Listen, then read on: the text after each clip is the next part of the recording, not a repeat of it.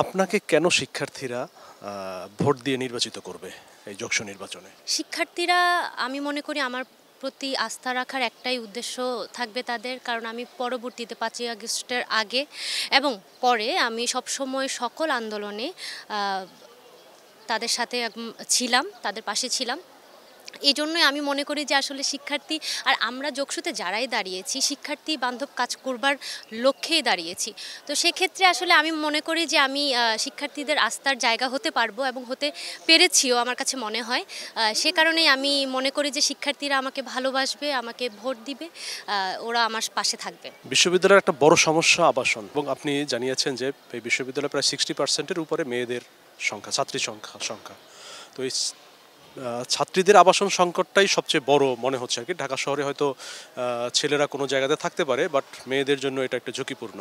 তো এক্ষেত্রে বিশেষ করে আবাসন সংকট সমাধানে মেয়েদের জন্য আপনার পদক্ষেপটা কি হবে নির্বাচিত হলে?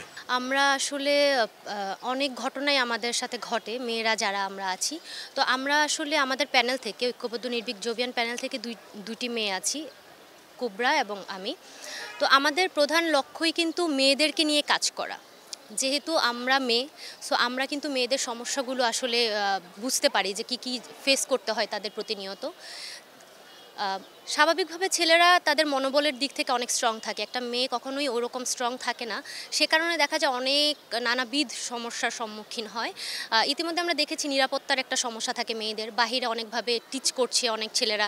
আমরা আসলে দেখা যাচ্ছে যে তাদেরকে যে বিশ্ববিদ্যালয়ে যে পাঠানো হয়, বাবা মা যে নিশ্চিন্তে পাঠায়, ওই নিশ্চয়তা কিন্তু পাচ্ছে না তারা, এবং নিশ্চিত একটা ভবিষ্যতও আমরা ইনশিওর করতে পারছি না। বিশেষ করে মেয়েরা অনেক জায়গায় আসলে নির্যাতনের শিকার। সেক্ষেত্রে আমার প্রধান লক্ষ্যই থাকবে মেয়েদেরকে নিয়ে কাজ করা, নারীদেরকে নিয়ে কাজ করা, যেন তারা অন্তত নিশ্চিন্তে, এবং যেহেতু আমাদের প্রধান হচ্ছে থাকা বাসস্থানটা যদি নিশ্চিত না করা হয়, আসলে পড়ালেখার যে পরিবেশ বা পড়ালেখার যে মেন্টালিটি, ওইটা আসলে তৈরি হয় না। সেক্ষেত্রে পিছিয়ে যাচ্ছে শিক্ষার্থীরা, নারী শিক্ষার্থীরা।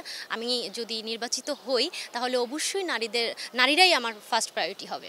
শিক্ষার্থীদের উদ্দেশ্যে আপনার কোনো বক্তব্য থাকলে বলতে পারেন। শিক্ষার্থীদের উদ্দেশ্যে একটাই কথা থাকবে আমার, যাকে আপনার যোগ্য মনে হবে তাকেই আপনারা ভোট করবেন, তাদের জন্য করবেন। আমাকে যদি আপনাদের যোগ্য মনে হয় অবশ্যই আপনারা যাচাই বাছাই করেই আমাকে জয়যুক্ত করবেন। আমি আশাবাদী আসলে সবার কাছে। আমি এইটুকুন এতদিনে আমি বুঝতে পেরেছি যে আসলে শিক্ষার্থীদের আমাদের কতটা প্রয়োজন, অর্থাৎ শিক্ষার্থীদের জন্যই শিক্ষার্থীরা আসলে প্রয়োজন।